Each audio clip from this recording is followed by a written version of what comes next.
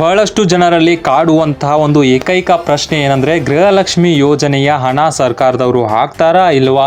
ನಮಗಂತೂ ಯಾವುದೇ ರೀತಿಯಾಗಿ ಹಣ ಬಂದಿಲ್ಲ, ಇದುವರೆಗೂ ಕೂಡ ಬಂದಿಲ್ಲ. ಕೆಲವರಿಗೆ ಪ್ರತಿ ಕಂತಿನ ಹಣ ಬರ್ತಾ ಇದೆ, ಆದರೆ ನನಗೆ ಇದುವರೆಗೂ ಒಂದು ಕಂತಿನ ಹಣ ಕೂಡ ಬಂದಿಲ್ಲ. ನಾವು ಏನು ಮಾಡಬೇಕು ಅನ್ನುವಂಥ ಪ್ರಶ್ನೆಯನ್ನು ಬಹಳಷ್ಟು ಜನ ಕಮೆಂಟ್ನಲ್ಲಿ ಕೇಳ್ತಾ ಇದ್ರು.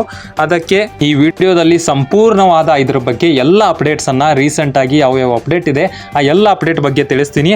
ಅದಕ್ಕೂ ಮುಂಚೆ ನೀವು ನಮ್ಮ ಚಾನಲ್ಗೆ ದಯವಿಟ್ಟು ಹೊಸದಾಗಿ ಬಂದಿದ್ರೆ ಸಬ್ಸ್ಕ್ರೈಬ್ ಮಾಡಿ, ಹಾಗೂ ಪುಟ್ಟದಾಗಿ ಒಂದು ಲೈಕ್ ಬಟನ್ ಅನ್ನು ಕ್ಲಿಕ್ ಮಾಡಿಬಿಡಿ. ಯಾಕಂದರೆ ಇದೇ ರೀತಿಯಾದಂಥ ಅಪ್ಡೇಟ್ಗಳನ್ನು ನೀಡೋದಕ್ಕೆ ಹೆಲ್ಪ್ ಆಗುತ್ತೆ. ನೋಡಿ, ಮೊದಲನೇದಾಗಿ ನಿಮಗೆಲ್ಲ ಹೇಳಬೇಕು ಅಂದರೆ, ಮೊದಲನೇದಾಗಿ ನಾನು ಹೇಳಬೇಕಂದ್ರೆ 11 ಮತ್ತು 12ನೇ ಕಂತಿನ ಹಣ ಹಿಂದಿನ ವಿಡಿಯೋದಲ್ಲಿ ತಿಳಿಸಿದ್ದೆ. ಆ ವಿಡಿಯೋದಲ್ಲಿ ನಿಮಗೆ ಪ್ರೂಫ್ ಒಂದೊಂದಿಗೆ ತಿಳಿಸಿದ್ದೆ. ಅಲ್ಲಿ ನೀವು ನೋಡಿದ ಹಾಗೆ ಇನ್ನೂ ಕೆಲವರಿಗೆ ಭಾಳಷ್ಟು ಡೌಟ್ ಇದೆ. ಅಂದರೆ 11, 12ನೇ ಕಂತಿನ ಹಣ ಏನು ಬಿಡುಗಡೆ ಆಗಿದೆಯೋ ಇಲ್ವೋ, ಅಥವಾ ಹಣ ನಮಗೆ ಬರ್ತಾ ಇಲ್ವೋ ಅನ್ನೋವಂಥ ಬಹಳಷ್ಟು ಡೌಟ್ಗಳು ನಿಮ್ಮ ಬಳಿ ಇದೆ. ಹಾಗೂ ಬಹಳಷ್ಟು ಜನ ಹೇಳ್ತಾ ಇದ್ದಾರೆ 11, 12ನೇ ಕಂತು ಹಣ ಬಿಡುಗಡೆ ಮಾಡಿದ್ದಾರೆ ಅಂತ ಹೇಳ್ತಾ ಇದ್ದಾರೆ. ಕೆಲವರು ಮಾಡಿಲ್ಲ, ಇನ್ನೂ ಕೂಡ ಮಾಡಿಲ್ಲ, ಎರಡೂ ಕೂಡ ಒಮ್ಮೆ ಹಾಕ್ತಾರೆ ಅಂತ ಕೂಡ ಹೇಳ್ತಾ ಇದ್ದಾರೆ.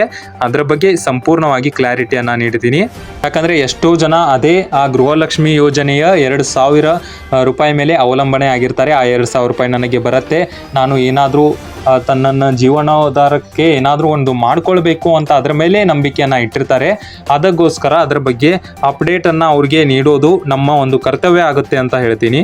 ಈ ಮೊದಲನೇದಾಗಿ 1ನೇ ಪಾಯಿಂಟ್ ಏನಂದರೆ, ನೋಡಿ, ಗೃಹಲಕ್ಷ್ಮಿ ಯೋಜನೆಯ 3 ಪಿಲ್ಲರ್ಸ್ಗಳು ಅಂತಾನೆ ಹೇಳ್ಬೋದು. ಯಾರಂದರೆ ಲಕ್ಷ್ಮೀ ಹೆಬ್ಬಾಳ್ಕರ್ ಅವರಾಗಿರ್ಬೋದು, ಹಾಗೂ ನಮ್ಮ CM ಆದಂತಹ ಸಿದ್ದರಾಮಯ್ಯ ಅವರಾಗಿರ್ಬೋದು, ಹಾಗೂ DK ಶಿವಕುಮಾರ್ ಅವರು ಆಗಿರ್ಬೋದು. ಅವರು ಯಾವುದೇ ರೀತಿಯಾಗಿ ಒಂದು ಕ್ಲಾರಿಟಿಯನ್ನು ನೀಡಿಲ್ಲ. ಅಂದರೆ ಭಾಳಷ್ಟು ಜನ ಅಂತ ಇದ್ರು 11, 12ನೇ ಕಂತಿನ ಹಣ ಬರ್ತಾ ಇಲ್ಲ, ಇದುವರೆಗೂ ಕೂಡ ಬಂದಿಲ್ಲ.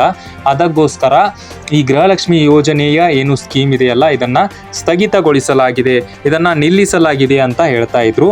ಅಲ್ಲದೆ ಅಫಿಷಿಯಲ್ ಆಗಿ ಯಾರೂ ಕೂಡ ಹೇಳಿಲ್ಲ, ಹಾಗೂ ಅನ್ಅಫಿಷಿಯಲ್ ಆಗಿ ಕೂಡ ಎಲ್ಲೂ ಕೂಡ ಅವರು ಮಾಧ್ಯಮದ ಮುಂದೆ ಈ ರೀತಿಯಾಗಿ ಈ ಎಲ್ಲ ಯೋಜನೆಗಳು ಬಂದಾಗತ್ತೆ, ನಾವು ಯಾವುದೇ ರೀತಿಯ ಹಣ ಬಿಡೋದಿಲ್ಲ ಅಂತ ಯಾವುದೇ ರೀತಿಯಾಗಿ ಅವರು ಅಫಿಷಿಯಲ್ ಆಗಿ ಅಥವಾ ಅನ್ಅಫಿಷಿಯಲ್ ಆಗಿ ತಿಳಿಸಿಲ್ಲ. ಅದು ಮೇನ್ ಅದರ ಮುಖ್ಯಸ್ಥರಾದಂತಹ ಲಕ್ಷ್ಮೀ ಹೆಬ್ಬಾಳ್ಕರ್ ಅವರು ಕೂಡ ತಿಳಿಸಿದ್ರು. ನೀವು ನೋಡಿರ್ಬೋದು, ಅವರು ಕೂಡ ಸರ್ವರ್ ಬ್ಯುಸಿ ಇದೆ, ಅದಕ್ಕೋಸ್ಕರ 10 ಅಥವಾ 11 ದಿನಗಳಲ್ಲಿ ಬರುತ್ತೆ ಅಂತ ಕೂಡ ತಿಳಿಸಿದ್ರು. ಆದರೆ ಬಹಳಷ್ಟು ಜನರಿಗೆ ಇದುವರೆಗೂ ಕೂಡ ನಮಗೆ ಇದೇ ರೀತಿಯಾಗಿ ಬರ್ತಾ ಇಲ್ವೋ, ಅಥವಾ ಏನಾಗ್ತಾ ಇದೆ, ಹಣ ನಮಗೂ ಬಂದಿಲ್ಲ, 10 ದಿನಗಳು ಕಂಪ್ಲೀಟ್ ಆಯಿತು ಅಂತ ಬಹಳಷ್ಟು ಜನರಿಗೆ ಇದುವರೆಗೂ ಕೂಡ ಡೌಟ್ ಇದೆ. ಇದರ ಹಿಂದೆ ಇರುವಂತಹ ಒಂದು ರೀಸನ್ ಅಂದರೆ ಕನ್ಕ್ಲೂಷನ್ ಏನಪ್ಪ ಅಂದರೆ, ನಮಗೆ ಅನಿಸುವ ಹಾಗೆ ಅವ್ರಿಗೆ ಹೆಚ್ಚಿನದಾಗಿ ಮತ ಸಿಕ್ಕಿರಲಿಲ್ಲ. ಈಗ ಕೇಂದ್ರ ಸರ್ಕಾರದಲ್ಲಿ ಏನು ಎಲೆಕ್ಷನ್ ಇದ್ದಾಗ ಹೆಚ್ಚಿನದಾಗಿ ಅವರಿಗೆ ಮತ ಸಿಕ್ಕಿಲ್ಲ. ಅದಕ್ಕೋಸ್ಕರ ಈ ಜನರಿಗೆ ಏನಾದರೂ ಆಟ ಆಡಿಸ್ಬೇಕು ಅಂತ ಮಾಡ್ತಾ ಇದ್ದಾರೋ ಅಂತ ಗೊತ್ತಾಗ್ತಾ ಇಲ್ಲ.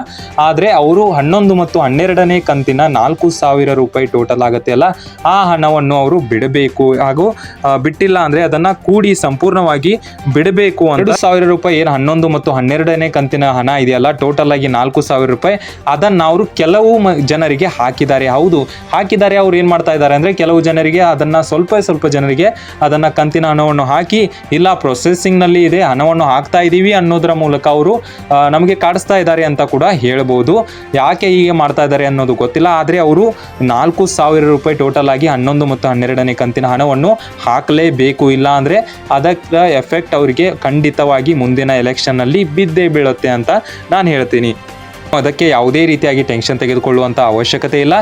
ಅವರು ಕೊಟ್ಟರೆ ಟೋಟಲ್ ಆಗಿ 4,000 ರೂಪಾಯಿ 12 ಮತ್ತು 11ನೇ ಕಂತಿನ ಹಣವನ್ನು ಕೊಡ್ತಾರೆ. ಆದರೆ ಸ್ವಲ್ಪ ಲೇಟ್ ಆಗ್ಬೋದು. ನೀವು ಏನು ಟೆನ್ಷನ್ ತೆಗೆದುಕೊಳ್ಬೇಡಿ. ಹಾಗೂ ಈ ಮಾಹಿತಿ ನಿಮ್ಮ ಫ್ರೆಂಡ್ಸ್ಗೆ ಅಥವಾ ಯಾರಾದರೂ ಅದ್ರ ಬಗ್ಗೆ ವೇಟ್ ಮಾಡ್ತಾ ಇದ್ರೆ ಅವ್ರಿಗೂ ಕೂಡ ಶೇರ್ ಮಾಡಿ. ಯಾಕಂದರೆ ಈ ಮಾಹಿತಿ ಅವ್ರಿಗೂ ಕೂಡ ತಲುಪುತ್ತೆ. ಕೊನೆವರೆಗೂ ನಮ್ಮ ವಿಡಿಯೋನ ನೋಡಿದ್ದಕ್ಕೆ ಧನ್ಯವಾದಗಳು.